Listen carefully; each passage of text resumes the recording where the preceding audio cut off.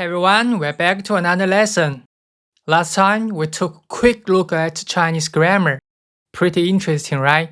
Well, today we're diving into something even more fundamental, Chinese character. We'll be exploring their origins, breaking down their components, comparing simplified and traditional Chinese characters, and also tackling those tricky polyphonic characters that have multiple pronunciations. So grab your notes and let's get started.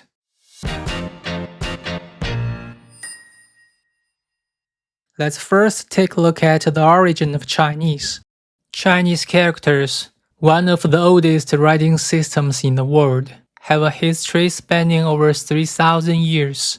They carry China's long cultural and historical heritage. Today, most of the Chinese characters we commonly use are derived from Oracle bone script, which marks the beginning of the history of Chinese character. Oracle bone script emerged in late Shang dynasty, around 14th century BC, primarily used for divination and recording important events. The name Oracle bone script comes from the fact that these inscriptions were typically carved on animal bones and turtle shells. Through these carvings, we can observe the early forms of Chinese characters, with many modern characters' basic structures traceable back to Oracle bone scripts. One of the characteristics of an Oracle bone script is its pictographic nature, where the shape of the character directly represents its meaning.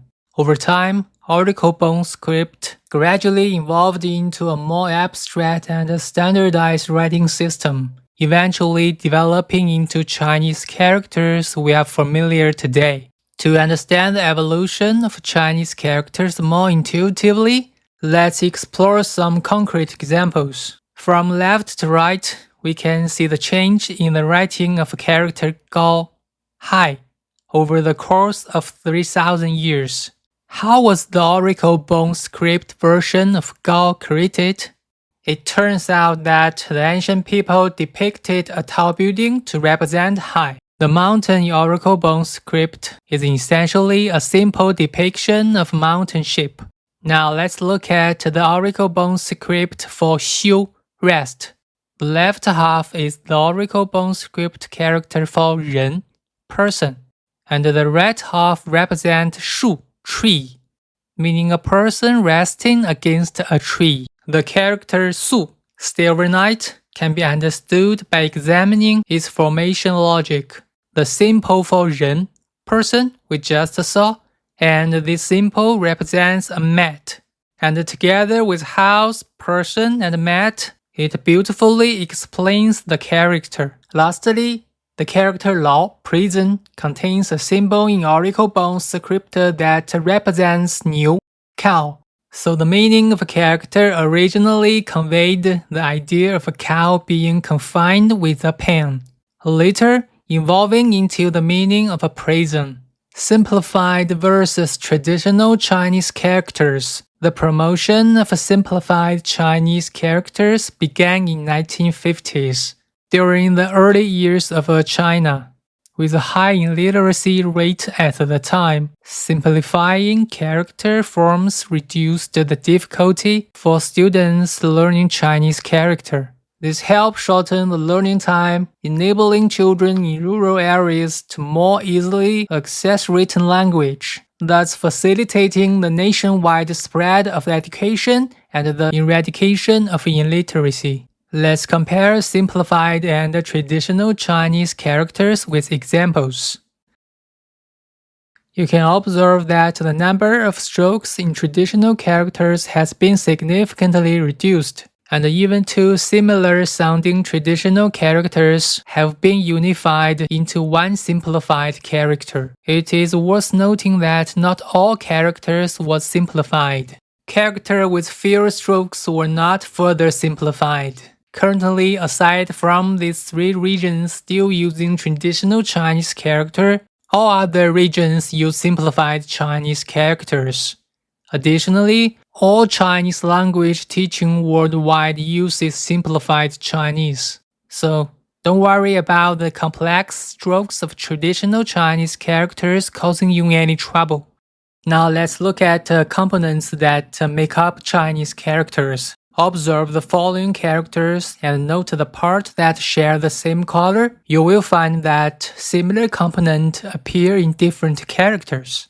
This shows that the structure of a Chinese characters is not arbitrary, but follows a pattern formed by the combination of components. How many such components are there?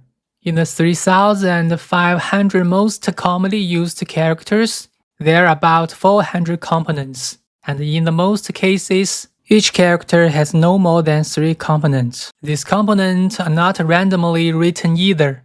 They follow a certain order.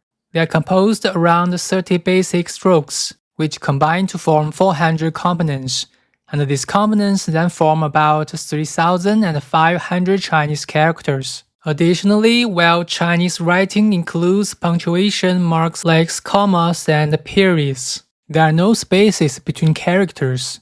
Despite this, reading Chinese is rarely confusing, as the meaning is usually clear from context. This reflects the readability of Chinese language. Finally, let's explore homophones and polysemy in Chinese characters. Similar to English, Chinese also has cases where one character has multiple pronunciations and meanings. Since Chinese characters are monosyllabic, the number of possible sounds is limited. As a result, some characters must carry more than one meaning. According to incomplete statistics, there are around 500 homophones among the 3,500 most common characters.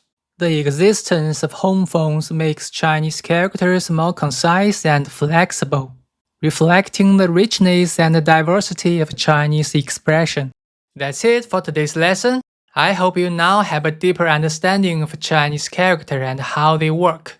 In the next class, we'll dive into some of the most common challenge learners face when they studying Chinese.